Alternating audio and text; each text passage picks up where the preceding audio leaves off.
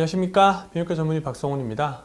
만성전립선염하고 운동의 관련, 어떤 관련이 있는가에 대해서 오늘 좀 말씀을 드리려고 해요.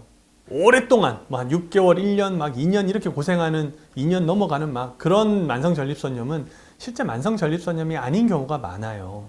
환자가 증상이 있는 부분을 뭔가 자극하게 되는 근육에 문제가 생긴 경우들이 많거든요. 운전을 오래 했다거나 오랫동안 앉아서 공부를 했다거나 무거운 물건을 들었다던가 이런 것들하고 통증이 연관이 있는가를 잘 살펴보셔야 돼요.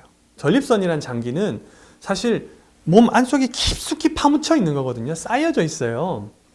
전립선의 원래 역할 자체가 정액을 만들어서 임신을 시켜줄 수 있게 하는 생식기관이기 때문에 굉장히 중요한 장기로서 잘 보호되어 있단 말이에요. 사실 주먹으로 아무리 두들겨 패도 전립선을 때릴 수가 없어요. 왜? 저기 안에 숨어있기 때문에 골반뼈로 잘 보호되어 있단 말이에요. 그렇기 때문에 운동을 한다고 전립선염 증상이 나빠지는 경우는 실제 전립선에 문제가 있는 경우라면 없다라고 봐도 무방해요.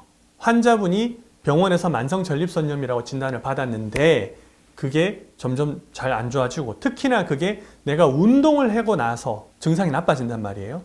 그때는 전립선염, 전립선 자체의 문제가 아닐 가능성이 높다.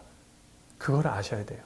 만약에 환자분이 운동을 해서 나빠졌잖아요, 증상이. 그러면은 반신욕이나 요가나 스트레칭이나 수영 같은 걸 한번 해보세요. 그리고 나서 증상이 좋아지는 걸 한번 보셔야 돼요. 운동을 해서 증상이 나빠진 거라면 분명히 근육이 비정상적으로 수축을 해서 나빠진 거거든요. 그러면서 전립선으로 가는 신경을 찍어 눌렀든 혹은 회음부로 가든 환자분이 증상을 느끼는 그 부위로 가는 신경을 문제를 만들었을 가능성이 높다는 거예요. 그럴 때 근육을 풀어줄 수 있는, 긴장을 풀어줄 수 있는 아까 얘기했던 반신욕, 수영, 요가, 스트레칭 이런 거를 해보시라는 거예요.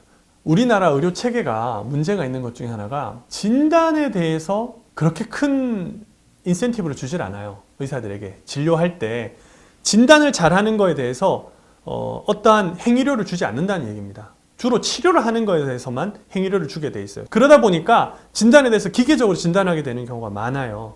그렇기 때문에 오진을 하게 되는 경우가 많아요. 이거는 엄밀한 의미에서 만성전립선염은 의사들이 오진하질 않아요. 책에 그렇게 진단할 수 있다고 나와 있어요.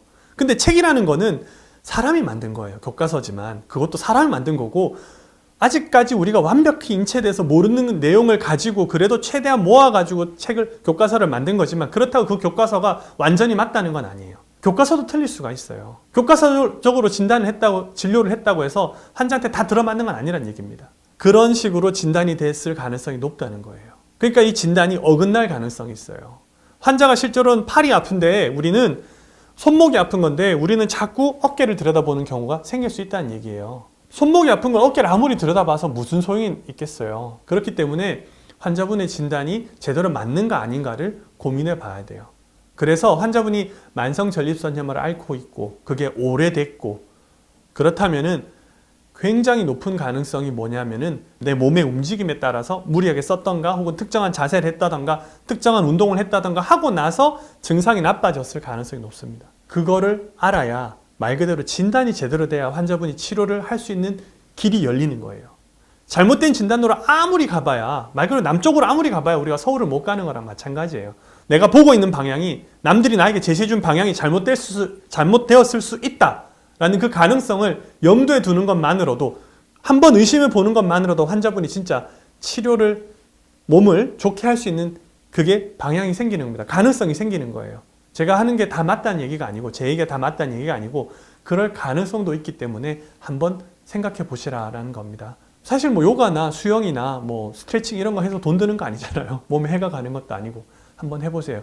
그리고 나서 증상의 변화가 있는가 잘 들여다보세요. 그러면은 이게 만성전립선염이 아닐 수도 있구나라고 아시게 될 겁니다.